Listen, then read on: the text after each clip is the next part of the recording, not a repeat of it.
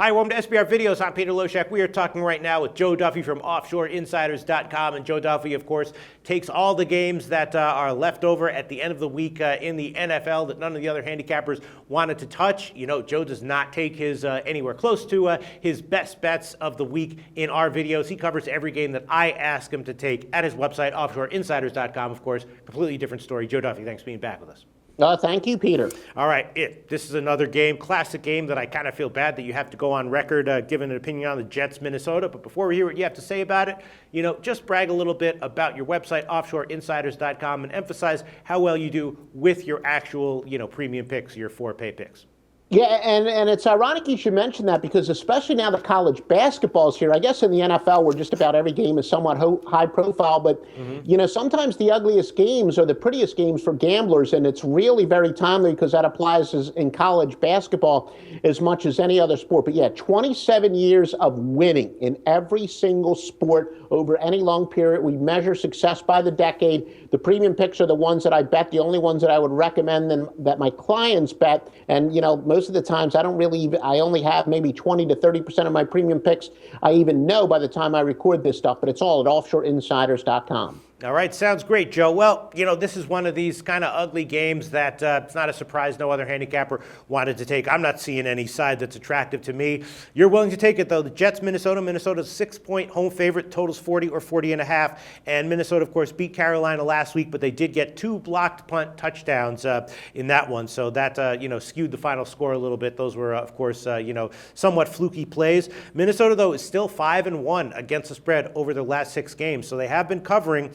And the Jets, they got to cover on Monday night against Miami, but, and they have now actually covered 2 out of their last 3, but they're still obviously a bad team, and they're now still just 3-8-1 against the spread overall on the year. They are getting 6 points here, though, and, maybe the under might be attractive. The Jets have gone under in 4 straight games. Minnesota 2-5 over-under in their last 7, but if you want to take an under, you're taking a very low total, 40 or 40.5. So to me, I'm just kind of passing. But what's your take on this game, Joe? Yeah, no, and Peter, I said one of my many handicapping techniques is that I like to trade information and some tips and some opinions with people. And one of the opinions on that short list that I respect the most, he is as good as it gets when it comes to looking at aberration finals, as you said. He likes to call it good fortune and bad fortune. And you are definitely right that it is tough to duplicate 2 block punts returned for a touchdown. That's a case of some good fortune going your way. And the Jets this year, they still have a fairly competitive defense, and I do say that sometimes matchups are a little bit overrated because, the better teams always seems to match up well against the inferior teams. But where I do take matchups into consideration is when a team can really stay to their strength. And the case here, maybe talking about the Jets offense, saying they have a strength might be stretching it a little bit, but they do clearly run the ball a lot better than they pass the ball. And Minnesota is not very good against the run.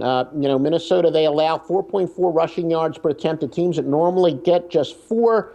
Carolina ran for 178 yards and 5.4 yards per carry against them. Also keep in mind, Rex Ryan, I'm not a big fan of Rex Ryan as a head coach, but he's got a pretty good defensive mind. He's going against a rookie quarterback, Teddy Bridgewater, who's been fine. He hasn't been terrible, but look, he's got 8 touchdowns and 7 interceptions, a pedestrian rating of 79. So I think that Rex Ryan can come up with a good game plan here. And the fact that, look, we all know it, they're going to want to run the ball, and you can run the ball against Minnesota. So I will take the Jets.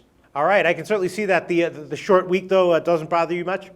The short week, that's really, you can run a lot of different angles, and the short week isn't really a humongous factor when you're talking about a Monday night to Sunday game. It is a slight factor, and if anything, the odds makers do tend to over-adjust. And, a couple more of my angles, but road teams that are outscored by 4 or more off of a loss of 6 or less, very impressive, 328 and 234 against the spread. But now I've researched that many times over the years, and a Sunday game where one of the teams coming off of a Monday night game isn't really a humongous edge unless it's, a physically draining game and whatnot. And if anything, it was a little bit of a confidence builder for the Jets who were pretty competitive. So no, not a lot. All right, interesting case for the Jets, currently +6. Thanks so much, Joe. All right, thank you, Peter. The SBR Network offers free sports picks and game breakdowns. big money free betting contests year-round, a real-time Vegas-style odds monitoring service, and much more. So come see for yourself. To stay updated on SBR news and promotions, follow us on Twitter, Facebook, and Google+, and do be sure to subscribe to the Sportsbook Review YouTube channel to catch all our daily sports shows.